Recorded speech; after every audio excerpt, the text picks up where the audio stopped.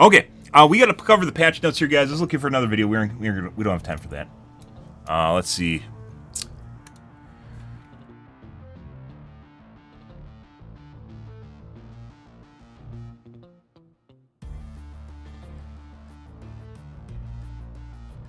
Let's see.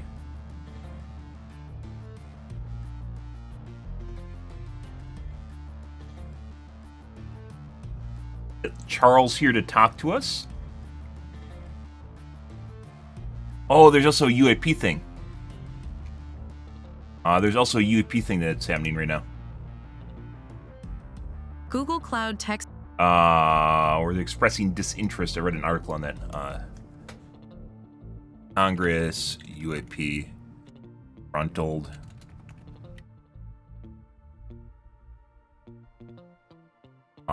Tools, anytime last week. Disney Plus exclusives are coming to the big screen. That's not what I'm looking for. There we go. So, we also have some UAP stuff we got to cover here. Yeah, and apparently they got jack shit, which is weird because there's a lot of stuff that was talked about over the years, over 2 years now of UAPs. We're getting ahead of ourselves. We got to talk about Overwatch part of this. But over the 2 years, that since Arrow was formed, which is Anonymous Aerospace Resolution Office, I think it is, or something like that, which is a government entity that actually investigates basically unidentified aerial phenomena, which otherwise are known as UFOs. Despite that, and despite them basically finding stuff, there's been very little handshakes going back and forth between the government and Congress right now, dissemination of information. We'll get to this in a second, though. I'm getting ahead of myself. I get excited about aliens, guys, as you should if you're a geek, by the way. And shame on you if you don't. Okay. So we got to cover basically the direction for Overwatch 2, the Overwatch direction. They're also doing a quickplay event this weekend, which is they're making the game modes faster, which the game, once again, should not be faster. It should actually be slower and with more people. We've talked about this before. So quickplay desperately needs, not quickplay itself needs to be replaced, but it desperately needs a makeover. And they should have definitely made the game more like Fortnite. Why am I saying Fortnite? Team Fortress 2. Like Team Fortress 2. So bigger teams, longer modes or longer games, and not like Team Fortress 2, like I think the base game mode's like an 8v8 or something, but more like the bigger servers where people just bullshit around, they just do jack shit and they just wander around the map and die. So you're talking about people being able to pick multiple same heroes, but more people, and obviously there should still be a TDS, so tank damage support ratio in the game. Not total dissolve salvas, but tank damage support in the game, and obviously they can pick whatever ratio they want, but there should be more players. And the reason for that is because more players means there's less stress on each individual person. So each objective takes longer to happen. Matches can be longer. They don't need to finish, by the way. You don't need to be there for the entire match. And you could target maybe even like 40-minute matches, 45-minute matches. So roughly 3 times the length of current matches right now, maybe 4 times the length of current matches.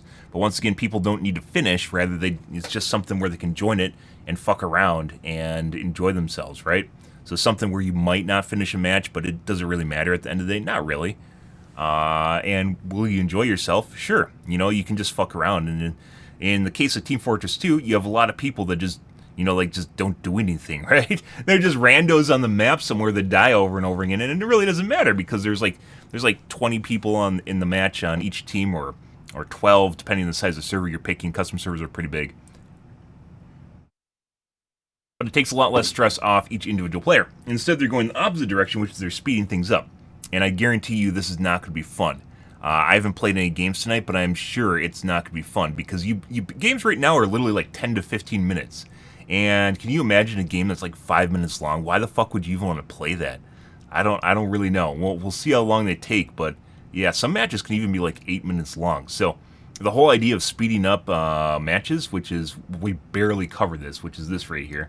The whole idea of speeding up matches is insane. It is absolutely ludicrous. Yeah, they made everything much faster. Maybe they're like 5-minute matches. It's literally going to be pointless, almost pointless to play. So we'll see how this goes. It's only for this weekend.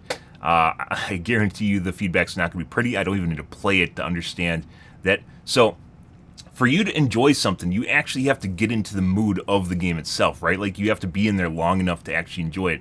If the games are so fast, it feels like you aren't doing anything. And as such, why would you even do it in the first place, right?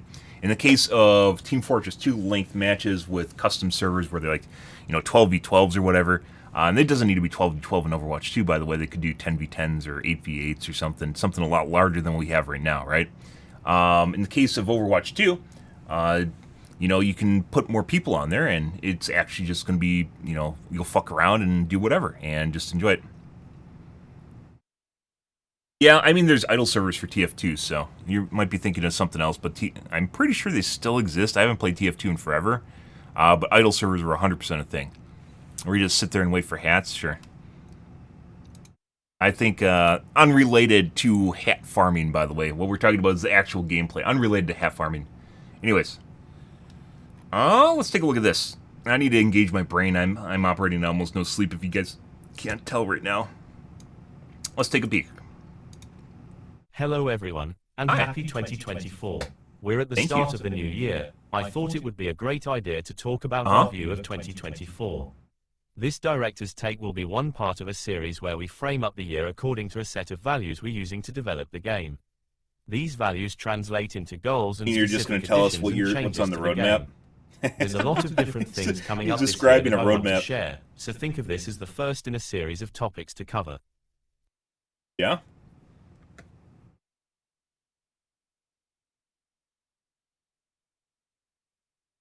One of the biggest values of the team is to improve Overwatch's individual and team-focused gameplay to meet the needs of our core audience. When I look at the future of Overwatch, a year or two out, I don't see the exact same game that we're playing now, but with a few more heroes and maps added to it. The game should always being written by first person. Who's writing it? I mean, obviously this is probably Aaron Keller, but it doesn't actually have his name anywhere. It says Blizzard Entertainment up here. Developer's take. There's director's take. They have more than one director, don't they? They have a lead director. Oh, maybe they only have one director. Always evolve with new systems and features that serve our players. Some of these features could live just outside of a match, such as a map voting system. Some of these could be larger systems that define the way players interact with the game, such as our competitive system. And some of these changes could be within a match itself. Map voting, by the way, is pointless, and it just leads to a bunch of people voting for the same map over and over and over again. There's ways you can manipulate it, by the way, by putting multipliers on there. We talked about that when I was playing BattleBit, back in the day, because you get people that start voting for the same maps. The game was still new, but it was already starting to hone in on a couple maps where they'd only vote for the same fucking maps over and over again. Adding a multiplier would encourage people to vote for different things, or you could even add a currency system. You could make it fun. But that being said, I don't really mind the current system. I think this, like, the whole idea that people are just going to play, popular game modes. They can go play custom games and play Dust 24/7 if that's what they really want. That's not really something I'm super interested in. Map voting systems. So these are the larger systems that define the way players interact with the game, such as competitive systems, so MMR, and some of these are matchmaking. And some of these changes could be within the match itself, modifications of moment-to-moment gameplay, mutators, as they used to be called, or like mini-mods, depending on what game you're playing. Mutators are from Unreal Engine. Last part is what we'd like to talk about today. One of the biggest values of the team is to improve Overwatch's individual and team-focused gameplay to meet the needs of our core competitive system. And some of these changes could be within a match itself, modifications to the moment-to-moment gameplay. This last part is what I'd like to talk about today. Maybe I need another coffee. Director's takes will look at the other parts of the game that I mentioned, such as our competitive system, hero balance, and economy. I'd also like to take some time to talk about future events and limited time game modes, as well as larger systems that have the possibility of coming to the game. Limited time game modes are fucking dumb. Arcade game modes are dumb. Anything where you can't play it for an extended period of time is stupid. They're fun and everything. Like PvE was fun, where everyone played it for 2 days and then they're done with it. Such a great use of your development time, Blizzard. Great use of your development time, spending 2.5 years to make 3 episodes? I don't even remember. Of which everyone played it and they're done with it in the first week, and there's zero replayability. Because you're trying to copy Man vs. Machine, but could even nail down the basics of Man vs. Machine and blew all your load all over the whole idea of story mode, in which you blow basically your entire budget on telling a short little story that basically has no replayability in any way, shape, or form. Yeah. Yeah. Short game modes, guys. What do you call them? Limited time game modes are dumb. And like arcade, I think the last game mode I played in arcade was Lucio Ball. And that was alright for a little bit, because it actually has kind of like things it does, but then other than that, it's not fun. The very fact that this game has, what is it called? Open roll queue? You know, the non-roll queue? It has open roll queue that's available, and it has a ladder, shows what a sorry state the developer, like, creativity is in. That's like barely a custom game mode. Because the reason for that, it used to be something you could do, right? It used to be something you could do. Overwatch 2 made it so tanks are super OP, and they tried to balance it a little bit by like tweaking the tank, HP pools and such a little bit. Yeah, it did not. It's not. You're like applying a Band-Aid to a snowstorm. It's not gonna fucking fix anything. Yeah. I don't know. Limited time game modes, though, are dumb, and then the one game mode they have that's kind of like something that we're supposed to play is also dumb. And there's also, by the way, ranked mystery heroes, because I guess you can add rank to anything, right? You could rank the Lucio Ball would be more interesting than ranked mystery heroes, but apparently ranked mystery heroes was a thing for a while. I don't know, is it still a thing? I don't even know if you can play it. I play a shitload of Overwatch and I never touch it because it's bad. Like, why would you fucking ever do that? It's terrible. Absolutely fucking terrible. Anyways, limited time game modes, no. No. PvE missions, sure. If you have an entirely different company tackle it and tack it onto the game, or make an entirely different game, sure. Using your assets and your IP, sure. Dedicating your game, dedicating your development team that you spent, years working alongside, dedicating your development team to go and do so. Oh, by the way, I can make highlights easily again because I'm streaming on Twitch. It's kind of sad that I'm streaming to YouTube, the platform where I upload all my videos, and it's easier making highlights and exporting them off Twitch than it is making them directly on YouTube because of the way the highlight system is set up on YouTube. And what you can only highlight stuff that's up to 2 hours long with the highlight, I think. Yeah, and then once your video is longer than 4 or 5 hours, if it's longer than 5 hours, you can't edit it at all with the highlighter. Yeah. Like, who would ever do that, right? Who would actually sit here and want to edit out of their 8-hour, live stream, would want to edit out 2 hours and just make it into a video? No one would ever want to do that, right? Yeah, just, like, Google's a massive company, guys, with a lot of people that are smart, and they're just too big to give a shit about some things, apparently. But, live streaming, I don't think they care about it at all anyways. But, different topic matter. Anyways, short-term game modes, guys, waste of fucking resources, unless, like, it's like a, it's like kind of like a thing that maybe like 2 people are working on, and they're like, when the major stuff is done, sure, yeah. Limited time game modes, no. Mutators, on the other hand, could be fun. Limited time game modes, no. And you could even turn the mutators into their own game mode. That would actually be kind of cool, where it has a random modifier effect, and then you have to play around it. That you could actually, so if we were actually taking this and playing around with it a little bit, roll queue, if it had mutators involved in it, would actually make it kind of interesting, wouldn't it? Because they're an open queue, not roll queue. Open queue would be kind of interesting if it had mutators applied to it, because it would add differences to the meta that shape and change things. But like obviously the quick play itself, or just the base game mode and comp, definitely shouldn't be changed, because they're supposed to be seen as like something kind of esportish, right?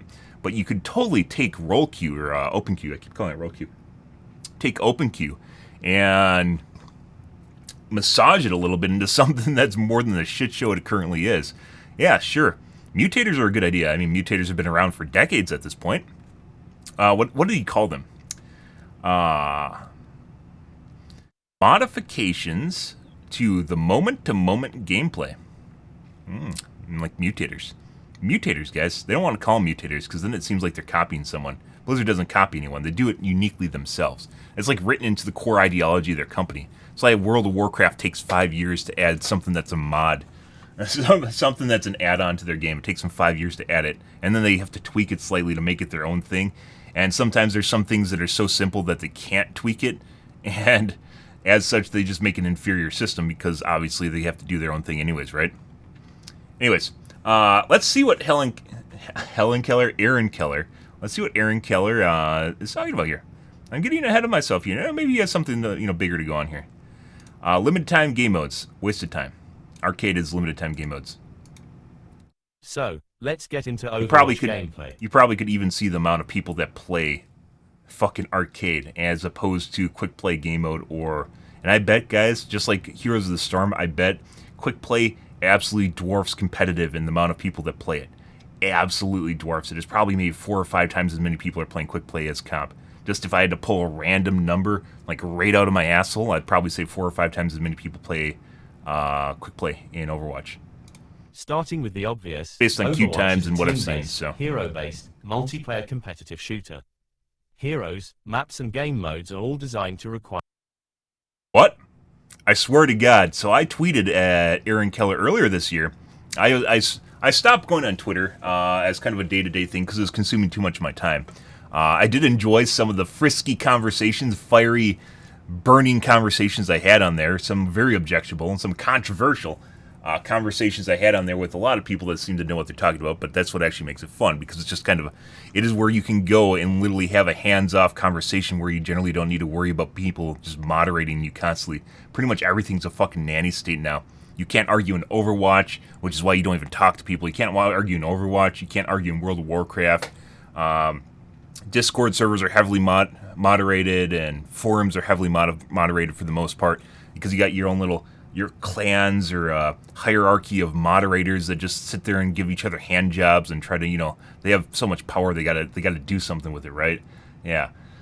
Twitter's like one of these few places, I'm not talking about like being just like really scummy, but Twitter's one of these few places where you can go there and have a controversial view, which everyone hates now because everyone wants to see everything they want to see normally on their timeline, right? Who wants to see stuff that's controversial? Everyone wants to live in their own echo chamber, right? And obviously that's bad for society. But Twitter's like one of these few places you can go and actually see multiple sides of an argument. Yeah. Which is important. It actually turns out it's actually really important to have multiple sides to an argument. Not just your side, whichever side it is. Not just your side.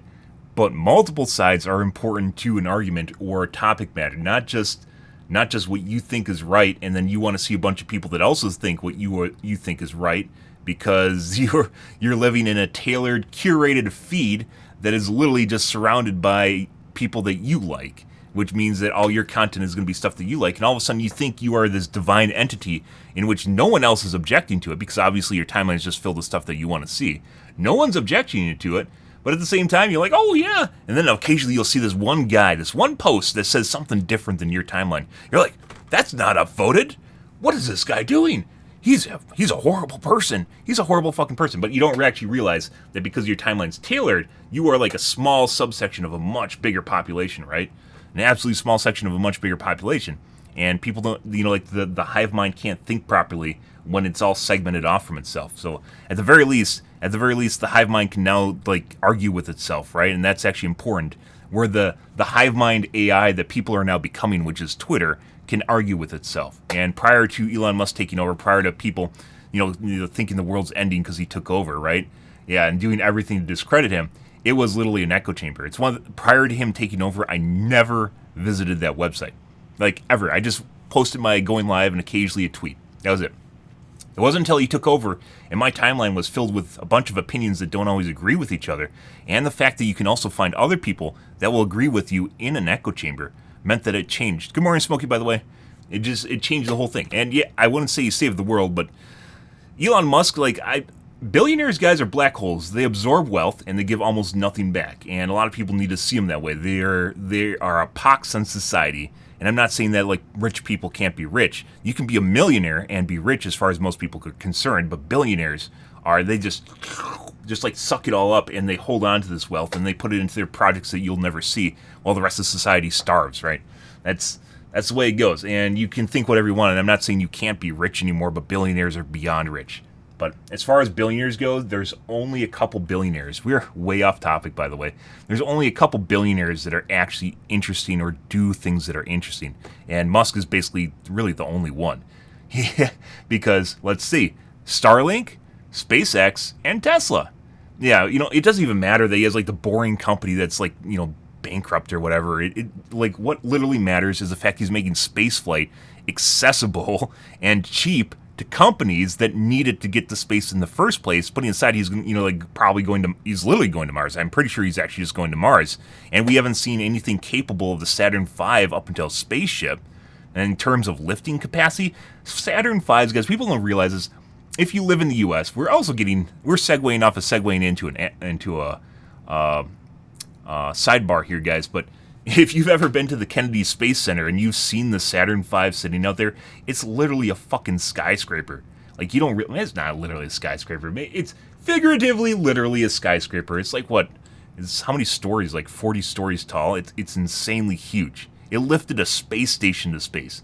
Like, and like most people can't even comprehend this. So while we did have like little rockets sending stuff up and, using the Soyuz from Russia, which is their Saturn V that they never decommissioned because it turns out they still needed it, unlike ours, which we decommissioned and then commissioned the shuttles and then decommissioned those because they're really expensive, and then replaced it with a new Saturn V, which is the SLS, which is much worse than the Saturn V.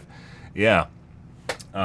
Putting that aside, it's like he's actually making things accessible, which is, now we have Spaceship, right? And that's capable of moving things to space very cheaply compared to rockets. Now, even compared to the Dragon rocket, like even compared to what SpaceX is currently using. Then you have Starlink, which means you can get internet any fucking where in the world. Yeah, if you're living the boonies outside of cities, this is a big deal. Like, I know I've had friends that have family that live in, because I'm in Wisconsin, right? And they're just farmers. It's just like rural, that's a really hard word to say. Rural areas, good morning, Edwin. Rural areas in which there's just nothing there. It's just farmland.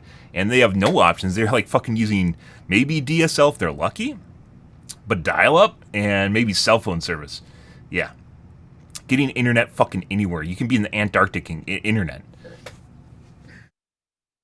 And Tesla, which just completely revolutionized basically electric vehicles, we would not have the options of electric vehicles we do now if Tesla wasn't a success story. You can go, think of all these other vehicles and name XYZ in terms of electric vehicles that are now out there. The reason they're out there now is because Tesla exists and showed that they could actually, people want to buy them and that they're willing to pay a lot of money to do so. Well, relatively a lot of money to do so. And then Tesla could actually make a shitload of money itself. Tesla stock went up like 1,000%. It's something absurd because their company became very successful. So you can say whatever you want about Tesla or about Elon Musk. You hate him. You hate X. Oh my God, he bought X and it's worth less now. Oh my God, that's so horrible. But at the end of the day, he's doing a lot better for humanity than things that other billionaires are doing, which is basically nothing. They're sitting on their Dragon hoard and guarding it with their lawyers. So, not saving the world, but there's a lot worse things or just nothing that billionaires could do. So, I don't know. How do we even get on this? How do we even start talking about Elon Musk? Oh, X, because there's controversial views now on Twitter. There's controversial views now on Twitter, and people hate that because they love licking. They love living in their echo chambers. Yeah. There's actually, you can go there now and have conversations that are outside the norm. And people, by the way, we've gotten to the point where we're dialing that back, but people gotten to the point where they're always accustomed to winning, living in their echo chamber.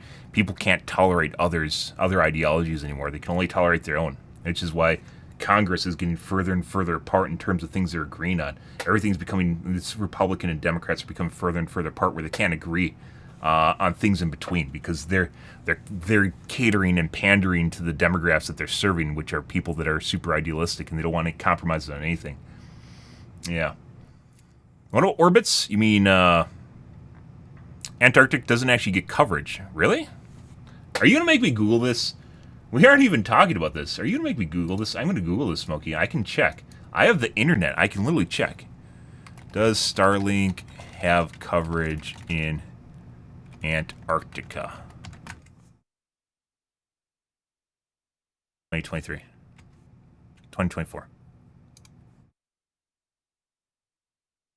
It does. I'm sorry. You're wrong.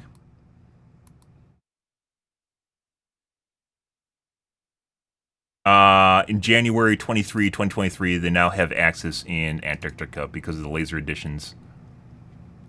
I'm sorry, Smokey. I Googled it. I Googled it, man. Yep, that's the way. It was true at one point, but it no longer is true. Your news is outdated. I'm sorry. Anyways. Ford's the top American electric car company because they made 20 electric cars. I mean, there's some that sell more, and there's like what the Prius. There's electric cars that predated Teslas for sure, right? But it doesn't really matter because they didn't really take off. So you can have an oddity. Hydrogen cars have existed for a while, and they're nowhere. And then there's also the Tesla network, right? Which apparently Tesla is now opening it up to third parties where they're licensing it out, which is actually insane. That's actually really really cool. And I because they're basically becoming a gas station, right? So electric vehicles have reached the point where it's not Tesla only, and Tesla realized this, and now they're actually like, hey, how can we make more money? And as it turns out, they can charge for using their which by the way, other companies are trying to flush out into is charging stations. But now they just open up their network, and all of a sudden they make even more money off cars they can't make money off of anyways because someone bought them, right? Makes a lot of sense, but yeah. Anyways, we were actually talking about Overwatch, this other thing where Aaron Keller is actively ruining Overwatch, but let's take a look here. So, this is where it came from, the first line here. So let's get into Overwatch gameplay. Starting with the obvious, Overwatch is a team-based, hero-based, multiplayer competitive shooter. I literally said this on Twitter, guys. Let me pull up this tweet. I tweeted at Aaron 9 months ago, almost verbatim what he just said here. Let's go and take a look here. I want to dig out my direct quote, and I now know how to use the Twitter search functionality. So we go here.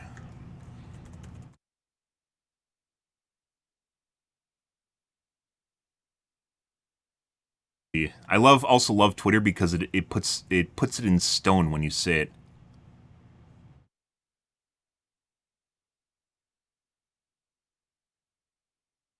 Solidifies it in stone.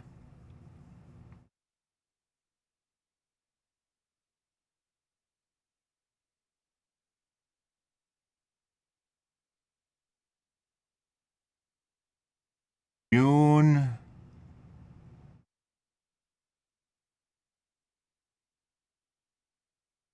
Sure.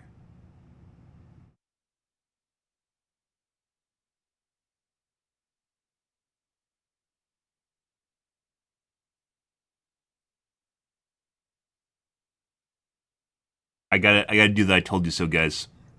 People care. People care.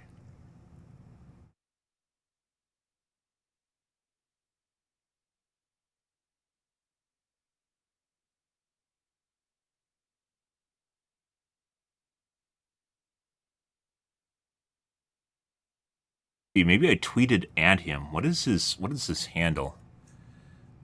Overwatch, Twitter, Aaron Keller.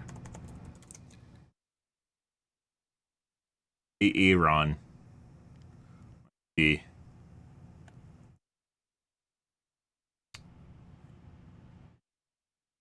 From these accounts and to these accounts, Aaron.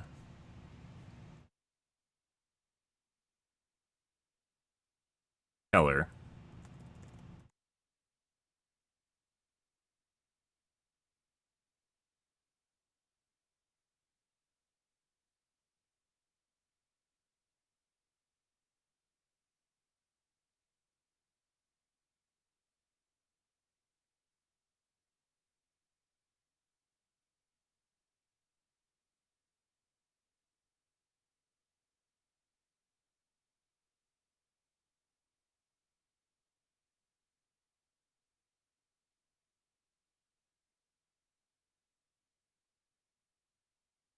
Hmm. Unfortunately, I can't show you. Like, I can only show you guys exact posts unless I sign in on my main PC, which I don't want to do.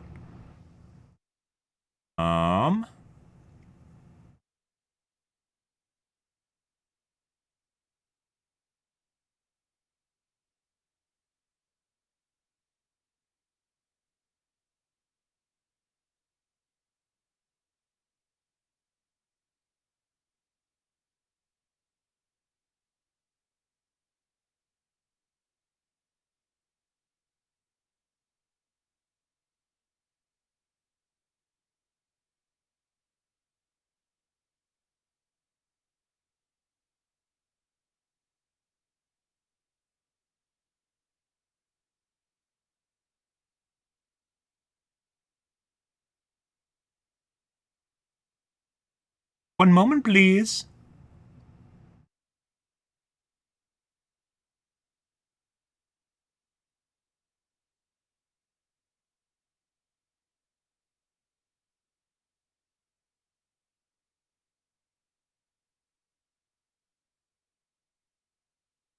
Very important.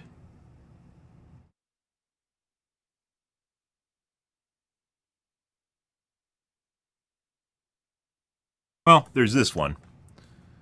We can just do this one. I'm pretty sure I did this earlier, but I can't find the keywords for it. Oh, I don't want to close that. We have to cover Congress UAPs here in a second, too. Oh, jeez.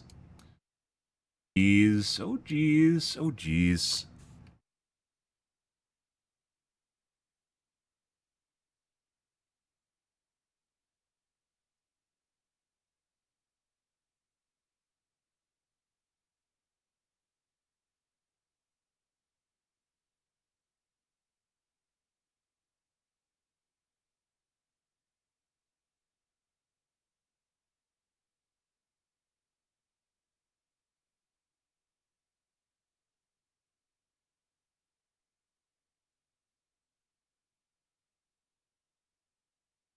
So this is a single post reply.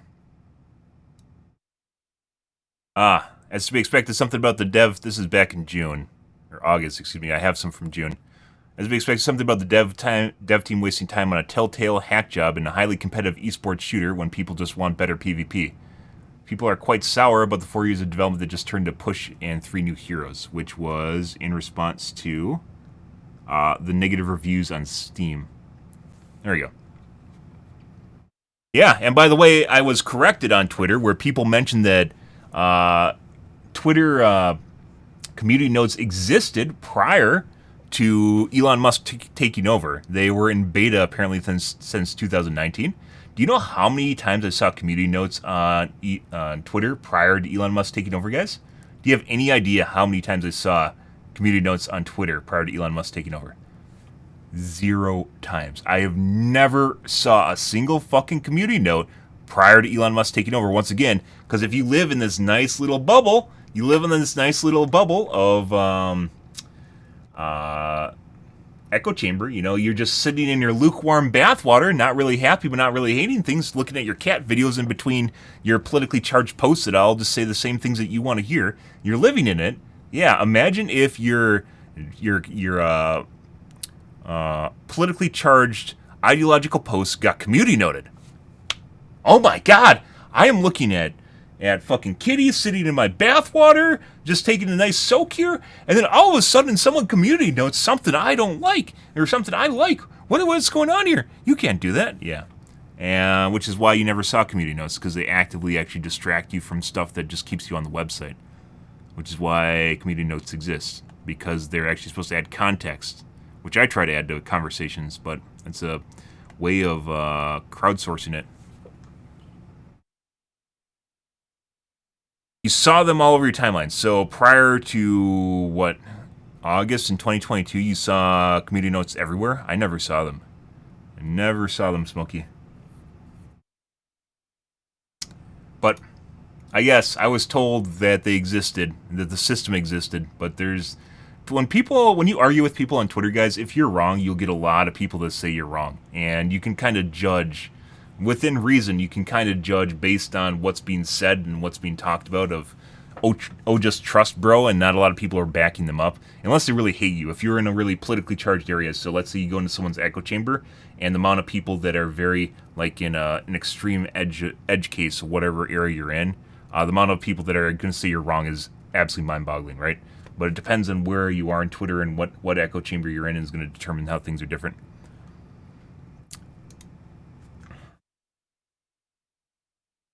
When did Elon Musk buy Twitter? It was 2022, wasn't it?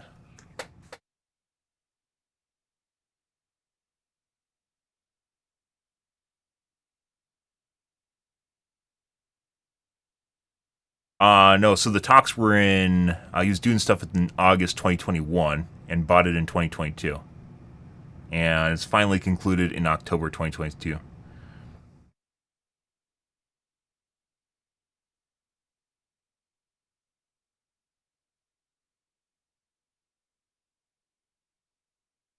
could be. I didn't see them, like, at all.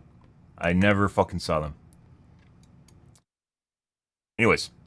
Let's move on. But the whole point being is, like, community notes are now fucking all over the place on Twitter, where they were not prior to Elon Musk taking over. Maybe they were for COVID because they had to paste them all over the misinformation, I guess. There's a lot of interesting ideas on what was happening with COVID, mainly because it became very politicized, and as such, I could see that. I could definitely see that being a thing, but I didn't see that. But yeah, it's all over fucking Twitter now. They're fucking everywhere. And that's the whole reason I mentioned that. He basically ushered that, and he even mentioned that he's going to make them first and foremost, or put them forward, because the website drastically needed it. And once again, if you live in your echo chamber, you don't want to see that shit, right? Which is why they weren't really prevalent prior to Musk taking over. Yeah. Let's see.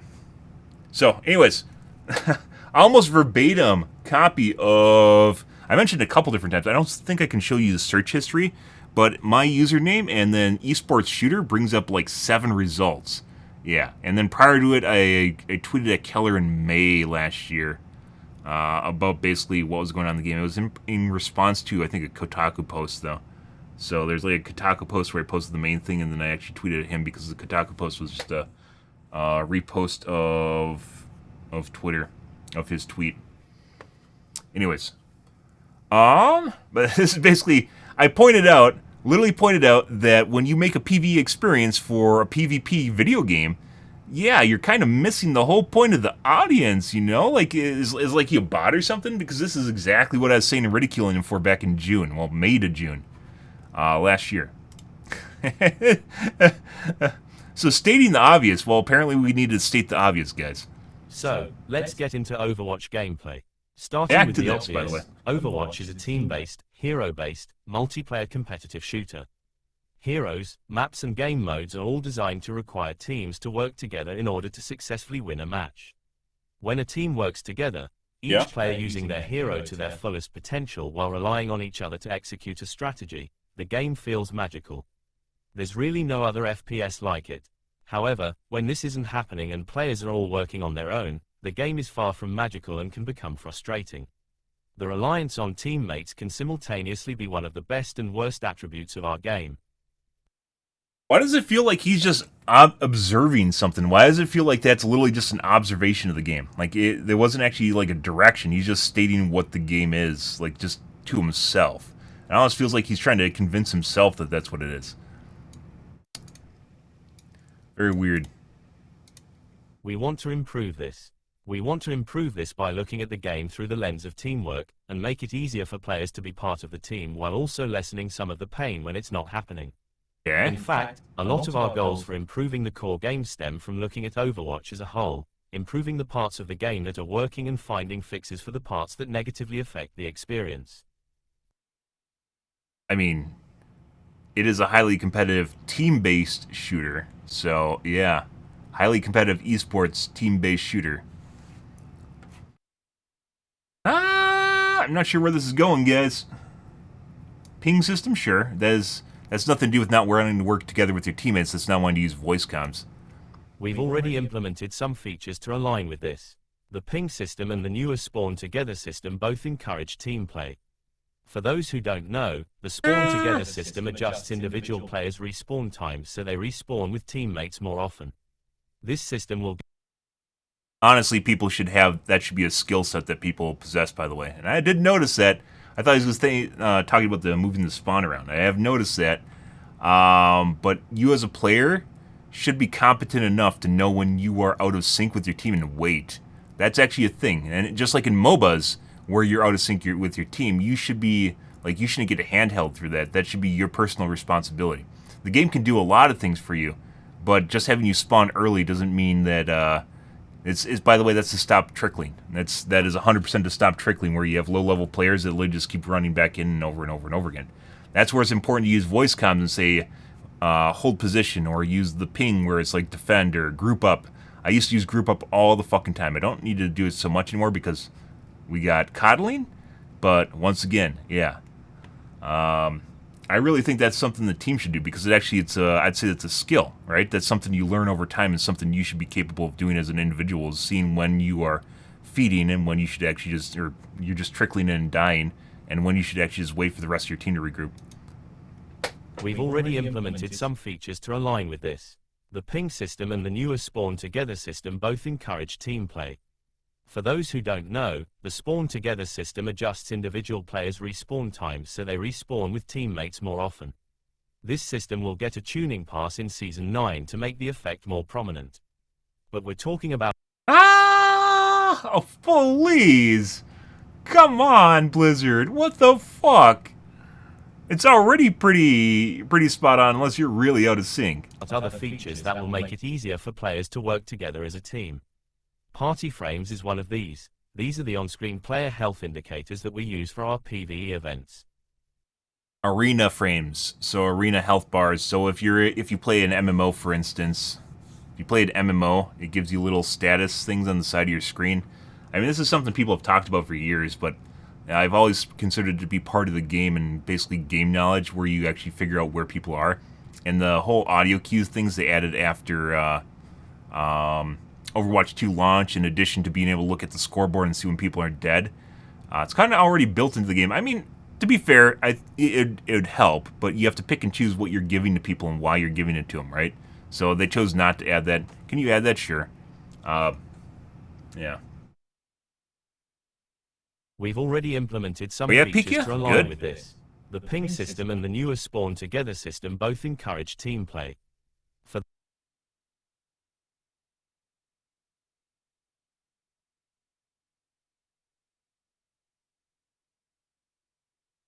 Party frames is one of these. These are the on-screen player health indicators that we use for our PvE events. Other possible features such as backfill improvements, changes to our scoreboard, and ways to mitigate spawn count. I literally talked about them redoing the scoreboard, guys, to show months the ago. extent of our discussions, even an ally-only mini-map feature was discussed. Some of these systems are under discussion and some are in development. I don't think a mini-map has a high likelihood of shipping, but I do think that party frames are likely. Why does it literally sound like like we are reading something from someone that's in high school? I don't really understand this, but it seems like he doesn't have a firm direction of where he's going with things, and he's just suggesting, like, he's kind of spitballing and hoping for the best here. What is this? Why does this read so fucking weird? I'm not talking about the audio reader, by the way. Like it starts out with him just literally trying to set up what the game is to himself, to tell himself what it is, so then he can try and figure out what it's like. Maybe Adderall? I don't really get it. Something's really weird here. By the way, party frames, I haven't suggested this, but people have over the years. I've probably talked about it at one point. This isn't anything new. This is from MMOs. This is an MMO game mechanic. Changes the scoreboard, I have definitely suggested many times, because there's a couple things that are on there that shouldn't be on there, like deaths. Oh, but deaths have so much meaning. No, what matters is what you do when you're alive. It doesn't matter how many times you die. It matters what you're doing while you're alive, which includes things like damage mitigation, which should include the total damage you've received, not just armor mitigation. The mitigation stat is not what you'd see in an MMO. That doesn't mean anything. Total damage received should be a number. Healing received should be a number. What's the other one? There's another big one. I used to talk about these all the time. But healing received matters because you can then see when someone's not getting healed when they really should be getting healed, and you can kind of pay attention to what's going on in your team. Or at the same time, you can also then fault healers for not healing people when someone says they aren't getting healed, and you can literally look at the scoreboard and say, hey, this guy's not getting healed. You know, that actually fucking matters. Deaths don't matter because what you're doing when you're alive shows up as health or damage for the most part. Unless you're a weird character like, let's say, May. May doesn't really do that much damage unless you're cheating on her. Yeah. There's lots of ways to do it. There's one big one. Damage received, though, is a really important stat because it also tells you basically who's getting focused, and it also tells you how well of a job the tanks are doing. Mitigation doesn't mean jack shit. That's just like shooting a shield. That doesn't mean anything at all. But the damage, the death stat, people killing blows. Most importantly, there needs to be killing blows. There's not killing blows in the game. There's limbs in the game. Limbs are not killing blows. They're not kills like in other game. Kills in every other game is pretty much Last hit. Last hit's a kill. Killing blows are very important, though, because it shows you when someone is capable of chasing people down and finishing them off, which is also very important, just as important as assists, which is what limbs are in Overwatch 2, which is you touch someone and you get an assist. I don't know what the assists are. The assists are something to do with, like, secondary assisting through someone. Assists still don't even make sense to me. But assists in normal games is where basically if you have any interaction with the character, when they die, you get an assist for it, which makes sense, right? You assisted with whatever's going on. In Overwatch 2, the assist category doesn't even make sense. It's something to do with healers, like healing through someone, an assist while you're healing someone. If they kill someone, then you get an assist for it or something like that. It still doesn't make sense. It's fucking weird. It might be written by ChatGPT, actually, which would be hilarious because he's the lead developer. He is the lead developer. Yeah, it might be written by ChatGPT, but killing blows do matter. It's someone's ability to finish someone off, which does matter just like assists do matter. It does matter because that means someone literally went out of their way to finish someone off. And you can make it even more refined by killing blows then being if someone does not take damage within 3 seconds and someone kills them, or 4 seconds, then it's killing blow, which means that that person basically went out of their way to finish them off. You could call it finishers too if you wanted to. Where someone went out of their way to finish them off and they get a finisher for it. If you're 1v1, you'd also get that, right? Because no one's touching the character. Also important. You could call it dueling too, but it's not really because you'd be chasing people down and shooting them in the back, and that'd be counting as killing blows. So, it could be a lot of different things, but or the interpretation could be a lot of different things. But much more important than, let's say, deaths. Deaths literally just tell you how much someone dies, and they'll die more when they're out of sync with people. That's just the way it goes. As Pharah, I can accrue almost 2 times as many deaths as everyone else on the team, simply because I can get back to the battle. I start out the battle, usually get focused at the beginning of the battle, die, and then I come back and basically help whatever's left over, and then die again, which does happen on occasion. And I'll end up with 2 times as many deaths. But does that mean I do absolutely nothing? No. That just means I'm getting focused, and I'm arriving again to also help and reinforce whatever's going on again. So deaths are a completely meaningless stat. What does matter is like the amount of damage that I'm doing when I'm alive, when I'm there, right? You can't do damage unless you're near a battle. You can't get a limbs unless you're near a battle. Stuff like that. But deaths, absolutely meaningless. It just gave something people talk about their ED, their erectile dysfunction in Overwatch 2. Because that's all they have to talk about. They'll continually hit tab and look at the number of deaths people have on the team. And then I've even seen people just like rail on someone because they have one more death than other people. Yeah, like crazy fucking shit. People look to blame game anyway, and you're giving them the tools with a shitty scoreboard to do that. Despite the fact, if you look at it from a strategic perspective, it doesn't mean anything. Deaths don't mean anything, with the exception maybe being a tank. But if a tank is dying excessively and as such can't put pressure onto the enemy team, he's also not going to have that much damage, like mitigated damage or just damage received, because mitigated is a stat in the game. I don't want to confuse people on that. Actual damage received will be much lower than another tank if he dies excessively, right?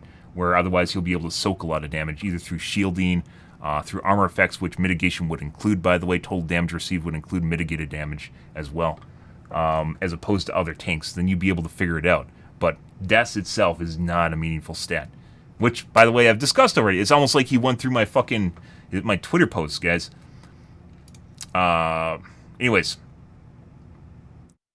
And apparently they're changing it again. I'm not on board with that. Like I said, I think it's a skill that you should actually be able to figure out when you're out of sync with your team and choose when you go into a battle. And if you don't, that's on you. And that's a differentiating factor between someone that's higher skilled and someone that's not, is being able to strategically read the battlefield and be able to figure out when they're doing something they shouldn't and when they should do something.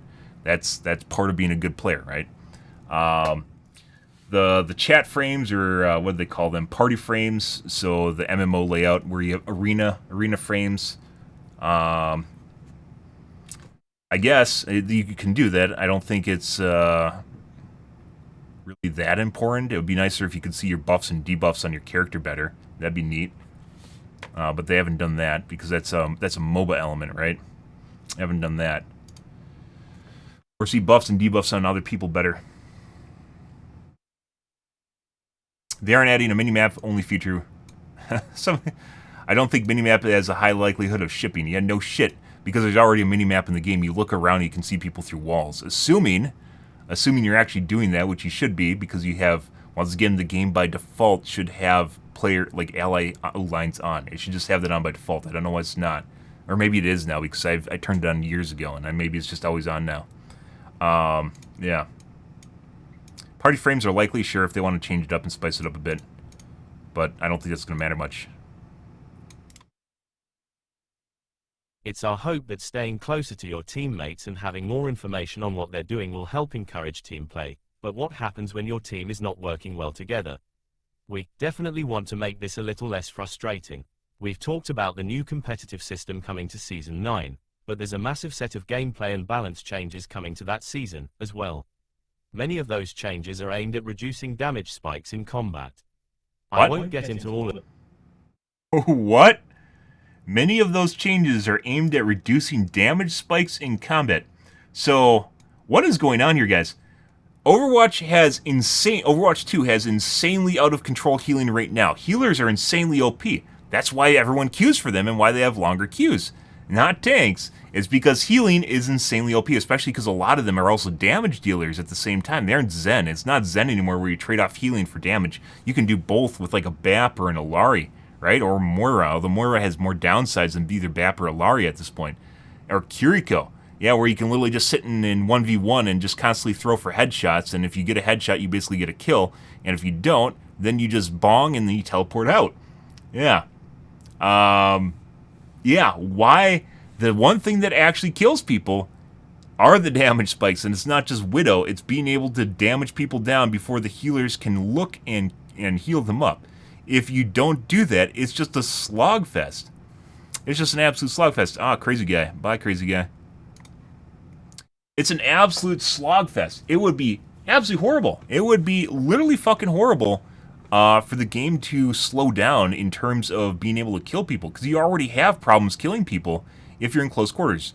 At top 500, you got like Widowmakers that instantly one-shot people, but that's also being said a lot of people in top 500 are cheating, so you can take that for what it is. Widowmaker has existed in this game since launch, and she's been able to one-shot people since launch. There was not nearly as many problems with Widowmaker in Overwatch 1 as there is in Overwatch 2. And the reason for that is because there's a lot more people cheating now. And that's just the way it goes. I've mentioned this before. The game companies are now balancing, this as a segue here, guys, people are now balancing their games around cheaters. Because occasionally you'd have like one guy that's really good at doing headshots. Now you have a bunch of people that can do that, and all of a sudden a Widowmaker just like instantly clears the battlefield and she doesn't get banned because it looks no different than anyone else, because that's just where things are now. Widowmaker has existed for a long time, and you can say what you want about multiple shields back in Overwatch 1 or whatever, but the way Widowmaker works now, you peek a corner, you instantly die. There are gaps in shields in which you would just instantly die now. It doesn't matter if you talk about two shield meta or whatever, which wasn't even for the majority of Overwatch 1. Multiple shields, shield meta, whatever you want to say. It wasn't for the majority of Overwatch 1. Widowmaker was around for the entirety of Overwatch 1 while one-shotting, and she still one-shots.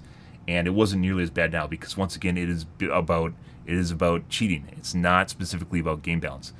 But in the context here, damage spikes, burst damage, not damage spikes, burst damage, just like you took words and you just changed them around. Burst damage is important because it allows you to actually kill people, still kill people in Overwatch 2. Even though the healers are absolutely out of control, you need to be able to kill them prior to healers being able to heal them. Because if they start healing them, it's just literally just waiting for them to run out of mana, but healers don't have mana.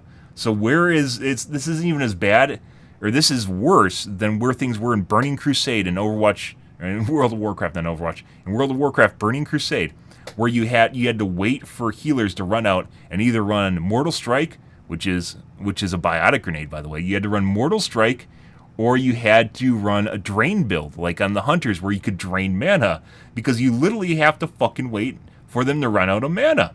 Yeah. So where is the mana in the case of healers in this game? If you are going to make it where you take away burst damage, where is the mana gauge? There is no mana gauge. There is no limitation to how much people heal. They don't run out of ammo. They have to reload, and the reload is not enough to make a difference. You could make the reload 3 times longer, and then maybe something would happen. Then maybe people would pick and choose when they took damage. You could make it more gritty and turn it into like fucking EFT or whatever.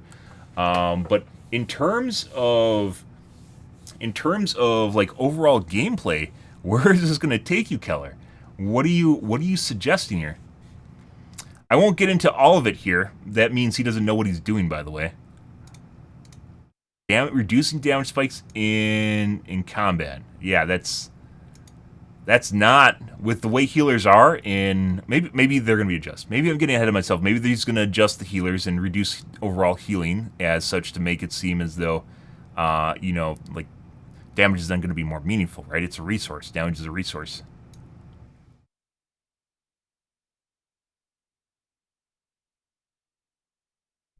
I won't get into all of it here. We're working on a standalone post to be published closer to the start of that season, but for the sake of the current discussion, I'd like to talk about one aspect of it. In Season 9, both tank and damage heroes will get a modified, tuned-down version of the support self-healing passive.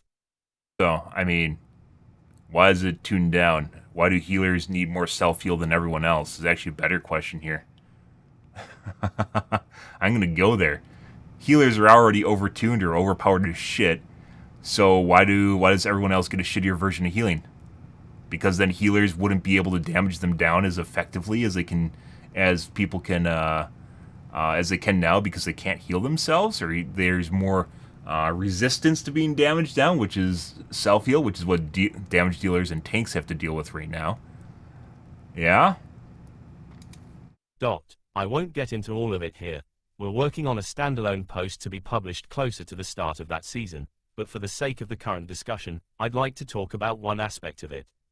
In Season 9, both tank and damage heroes will get a modified, tuned-down version of the support self-healing passive. This should give non-support players more options in terms of sustaining themselves. It should also take some of the pressure off support players to keep everyone alive, since individual players now have more control of their own health pool. Do they need to take pressure off supports? Well, is he gonna say that supports are gonna get nerfed? Like overall healing's gonna get nerfed? Which, by the way, there is kind of self-healing in the game, which are medkits, and it's your personal responsibility to know where medkits are and try to go for one, especially when you're in the middle of a battle. Medkits can make or change, especially duels, can make or change a duel. That's your responsibility. But if we're going to turn this into COD, I guess we can.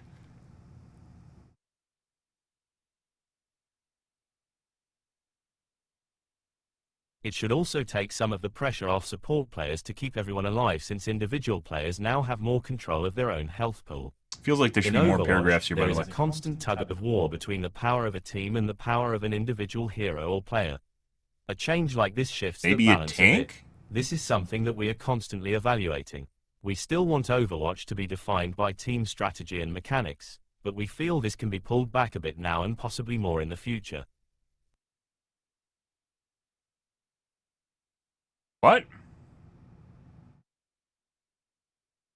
So, supports less pressure, despite the fact that supports do an insane amount of healing already.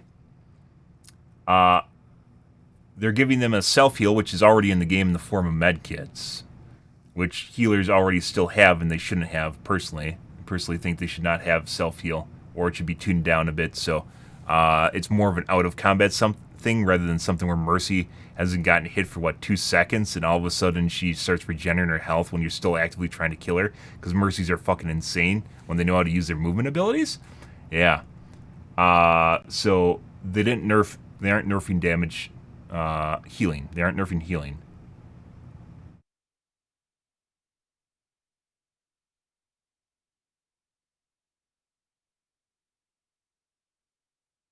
And they're thinking this is going to attack team strategy and mechanics. It stops team strategy and mechanics from being important. Like, medkits? Why couldn't they just make medkits better, or add more medkits around the map, maybe? Like, add more minis, maybe, around the map, if that's what you're after? I guess that would take more effort. Adjust each map with more meds.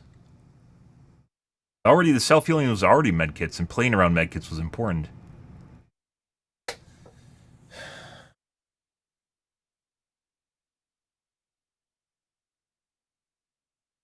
The question, though, is, do they need to take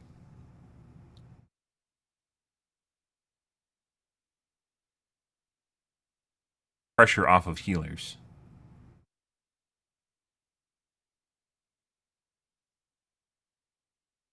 And if you are a solo player that your team is now dead, should you be able to heal up just out of nowhere and survive, as opposed to wiping with your team, figuring out when you should wipe, and then wiping with your team.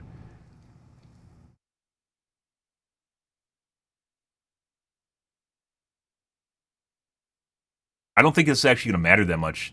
It might. No, actually it might. This might lead to a scenario where everyone fucking plays safe, and they all just try to hide to heal. We get a peak meta? Like in Counter-Strike or something? Where you have to peek and hide and just play really defensive, like behind Rhine shields or something? I mean, you can't even sit behind Rhine shields because you'll eventually take damage from something which will cancel your self-heal.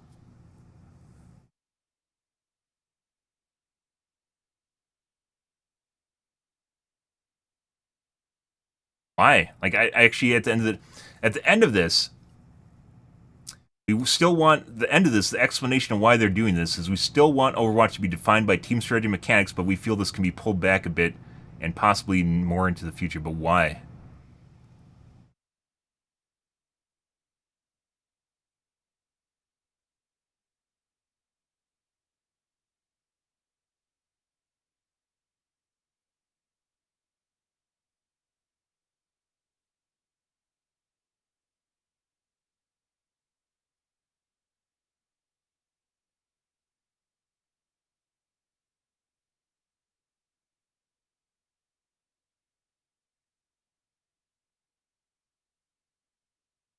I don't know.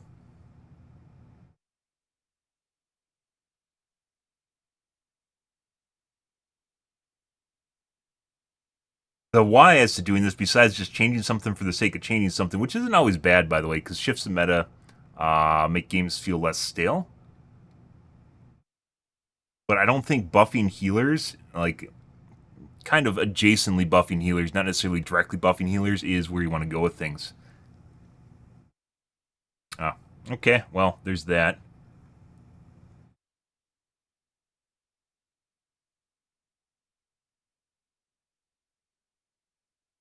Director's Take, Our Development Values, Part 1 Blizzard Entertainment, Jan. We're also actively looking for new ways of improving the core gameplay experience. Yeah. This weekend, we launched our first quickplay, which is the opposite of what they should do. They should make things slower and more grindy, where people can just fuck around. Is called Quicker Play, not make things faster because the games are already insanely fast. Matches. Quicker, payloads and capture times are faster, respawn times are quicker, and matches are shorter. This particular experiment is designed to look at how these changes affect player psychology. I mean, I can immediately tell you that it's going to be maybe a little bit gratifying at first, and then you're going to get bored of the game because you can no longer get invested. You don't have enough time to become invested in whatever's happening before it's over.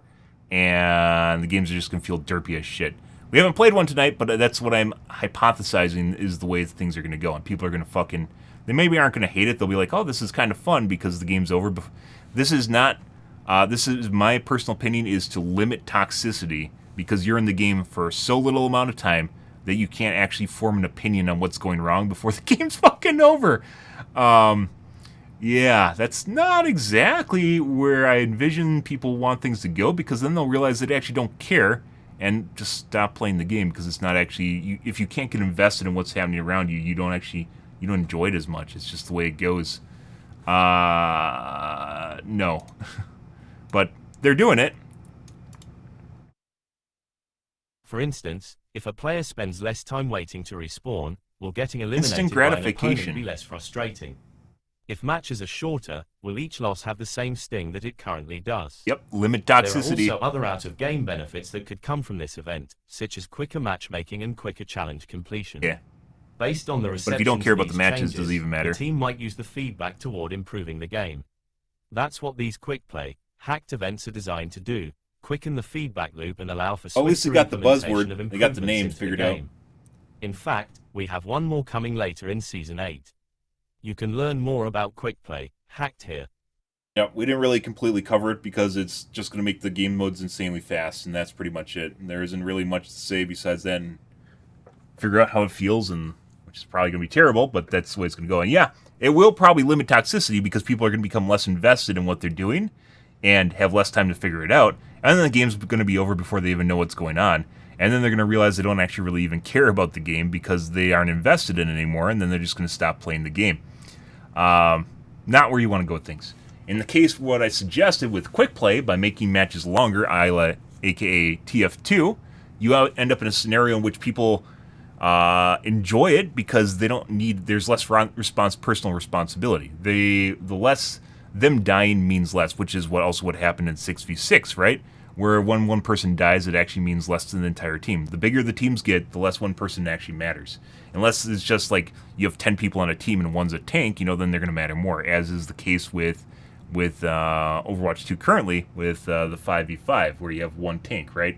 And that shoves a lot of responsibility on the tank if they do things wrong, which also then makes the role much more stressful and makes people freak out more when they die because they feel as though they're more of a failure, and also they get noticed more by their teammates. Unless something else is going on in the game where someone's carrying everyone around the match, right? Yeah. No. Like, if you're talking about like people enjoying casual gameplay, people enjoying it more is better. More has always been better. Like, when we're playing when we play Battle Bit, guys, and playing 128 versus 128s, do you think anyone gave a shit when someone at the bottom of the scoreboard died? No, they're literally fucking like screaming into the voice comms to charge at the same time and all getting gunned down. Yeah, on the bridge, and someone crying about him missing his legs because it's just a derp fest at that point. The more people you add into the game, the more derpy it gets, the less personal responsibility that's on one individual, the more kind of casual fun you can have. Is it going to be the same thing as this heart pumping, highly intense octane fueled esports experience, which isn't really an esports experience? No, it's not going to, but it's not supposed to be. It's casual or quick play. It should be where people can go to relax. I've mentioned this before. There should actually be 3 basic game modes for this. You should have comp, you should have quick play, which is essentially just going to be TF2, like, 10v10, 12v12. It depends on how the maps are set up with a ratio of TDS, which you'd have to figure out. And the maps play a lot slower. The objectives are much, much longer, and it really doesn't even matter if you're there for the end of the map because you're just there. It's an experience, just like with MMOs where you're just there and you exist and you can take it on your own slice of life. It is a casual experience. The in-between is something I would call somewhere around skirmish. You probably could come up with a different name of it.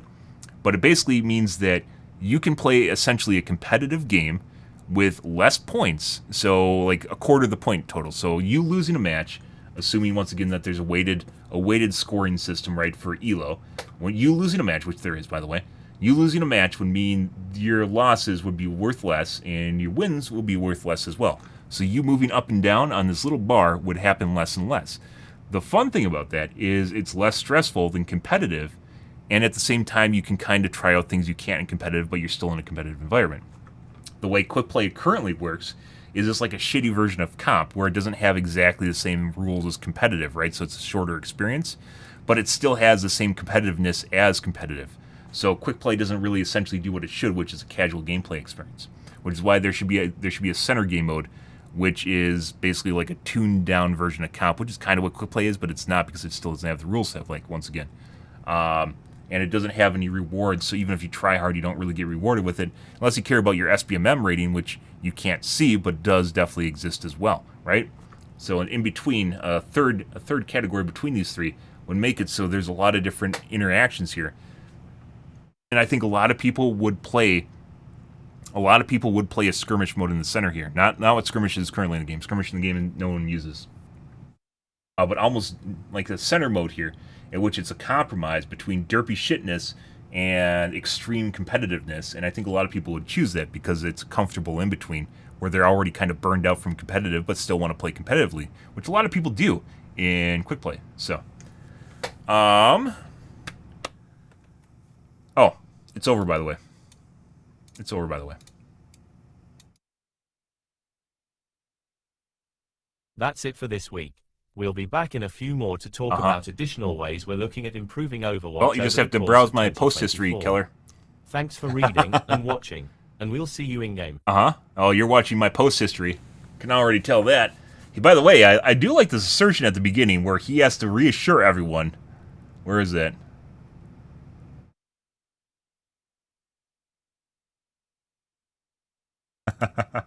a highly competitive, octave-driven esports shooter.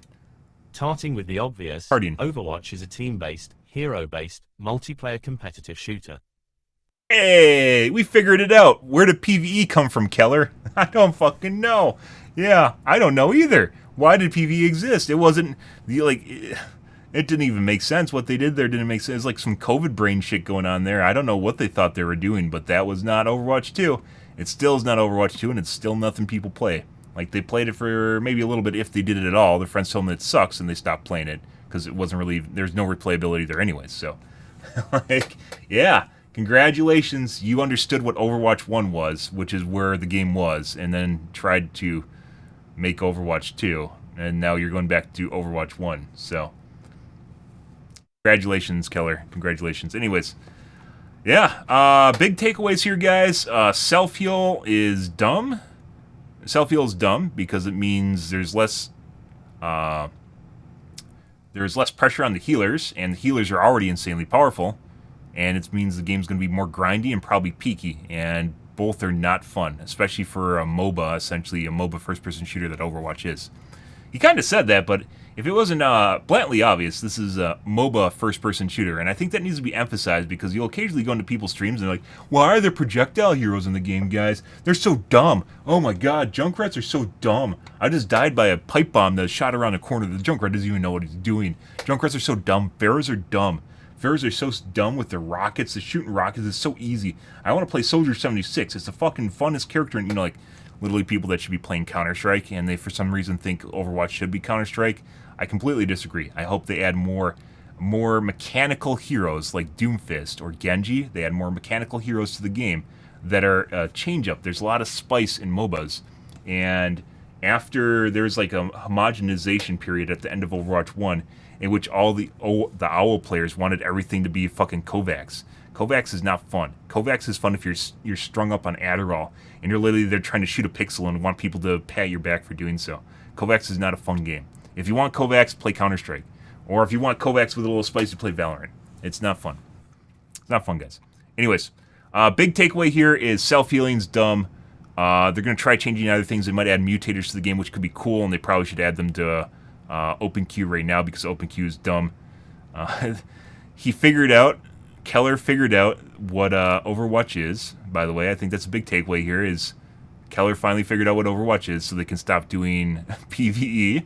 Yeah, which I think they already announced they're done with doing that, surprisingly. Or not so much, if you actually know. Surprisingly, PvE is now done. Yeah, I guess they had like a whole screen. It looked like they're going to add a bunch of things to that or something for some reason. And their highly competitive, octane-fueled esports MOBA shooter. Yeah, they're doing they're trying to make Kirby's Dream Land or something. I don't know exactly what's going on there. COVID. Anyways, yeah, and for some strange reason, they're trying to make the game less strategic and tactical when they went to from a 6v6 to a 5v5, which would put even more stress on a single role in the game and make it even more pressurized instead of going to like a 7v7 where they add an extra DPS to alleviate the queues, right? Yeah. There's that. I guess. There's this, guys. This is a thing. Okay. I'm going to do my cool thing right now, guys, which is I'm going to easily create a highlight with that, which I had so much problems with prior. Look at this shit.